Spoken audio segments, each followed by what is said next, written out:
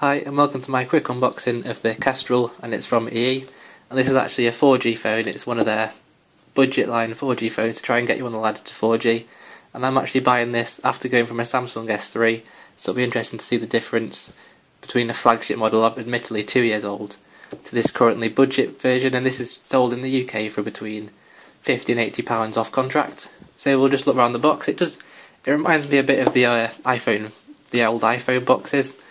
It's a bit wider obviously, and then we'll move around to the back and let's see what's in the box, or what do we expect to find. It's got the phone, a USB cable, a charger, a headset and a quick start guide, and as this is a carrier made phone, it's branded EE but it's actually made by the Chinese company Huawei, if I've said that right, sorry if I've butchered it, but it is made by the carrier, so I expect the actual carrier support to be really quite good for this, even though it is quite cheap. It should be nice and simple to use.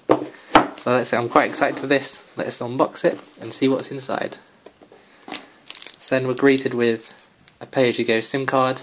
So then at the start we've just got the phone itself, and it's greeted as you open the box. So I'll just remove that, set that to the side, set the best part aside for later. And then moving on through the box, as again is quite Apple-esque like. We've got the charging plug itself, and this is actually branded Huawei, if you say it like that. Again, apologies if I butchered it. And this is just a standard USB charging cable. The brick, it feels quite cheap, it doesn't feel as premium, but then again it is a plug, it doesn't really need to be as long as it's safe and it works. Although it is worth noting that this isn't a travel plug, it's not going to fold down like some travel plugs do, so it's not as small as it could be. Here are the headphones themselves. As you can see, they do look quite cheap. I'm sure they do the job, and they have got a built-in microphone.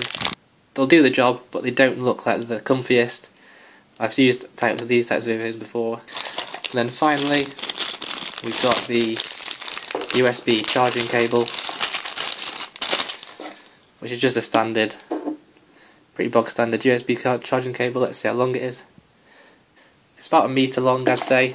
And the charging ends, sometimes I find there's an issue is like with cheap ones, they're not quite sturdy, but this looks like it'll be able to handle bending around a lot, which is always useful for your phone charger. Then what else is in the box, if anything? So what's in here? Quick start guide, safety information. Let's have a quick look at the quick start guide. As you can see, it's really quite simple, quite easy to straightforward to follow, which is always good. So on to the star of the show. This is what I'm really excited about. This is the actual phone itself, and it's here protected in its little plastic cover, so we'll take it out. First impressions, it feels quite nice in the hand. It's a nice pleasant weight, not too heavy, and it's not too big either, especially coming down a screen size from a Samsung to this. This is actually 4.5 or a 4.2 inch screen. It's one of those, forgive me about that, but this is actually, it's not made by Gorilla Glass, it's actually a different kind of toughened glass produced this to obviously keep costs down, and it's actually got a built-in screen protector, so you can see there, round there, that's not the glass, it's actually the screen protector that's pre-applied in the front. So then moving around the phone, we'll start at the bottom. So here's the bottom and work round, and the bottom is actually blank in it, and then moving around the side you've got the headphone jack in a rather unorthodox place, I think, and then moving round up on the top. So the top of the phone, not in the centre of the display, is actually where you charge it with a micro USB, and then moving round to this side you've got the volume rocker. I'm not sure if you can hear that.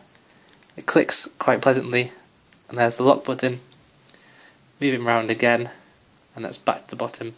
So then on the back of the screen, the phone, you've got a 5 megapixel rear camera, a nice single tone LED flash, and I believe that's a microphone that should help with cancelling out background noise. Then here's a little EE logo, and then moving on to the bottom you've got the speaker grill. So it will be muffled when you place it on the surface, but if you look closely, it has got 2 little dimples to just raise it a bit off the surface when you put it on the table, so it's not too muffled.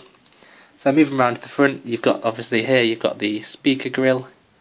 Then you've got the light sensor here, which is, I'll just tilt it in the light so you can see it. There's the light sensor. There's a 1 megapixel front facing camera, so it'll do for selfies and Snapchat. It's not going to blow the world away. Considering this is 4G, it should be able to pump out enough data so it is a bit of a shame that it's just a 1 megapixel camera. Then moving down to the bottom, you've got actual soft keys, so you've got the menu button, the home button and the back button, which I find are really quite useful. I've had them on my Samsung and I don't think I'd like them on the screen. I'd prefer them they're always in the same place. So overall the phone is quite nice in the hand. It's quite a lot thinner than a pen, as you can see.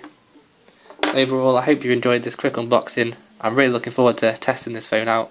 And if you're looking for a budget 4G smartphone just to take advantage of your 4G plan that you may have taken out, then I would highly recommend it. It seems great value for money, especially when it's quad core. The battery is 2000 milliamps, so it won't last as long as some of the larger capacity batteries, and this battery, even though it looks like it's removable, it is in fact non-removable. So if you don't try buying spare batteries for this, because it won't work. It's much more easier to buy the actual portable chargers that you can find nowadays. So thanks for watching, and I hope you enjoyed it.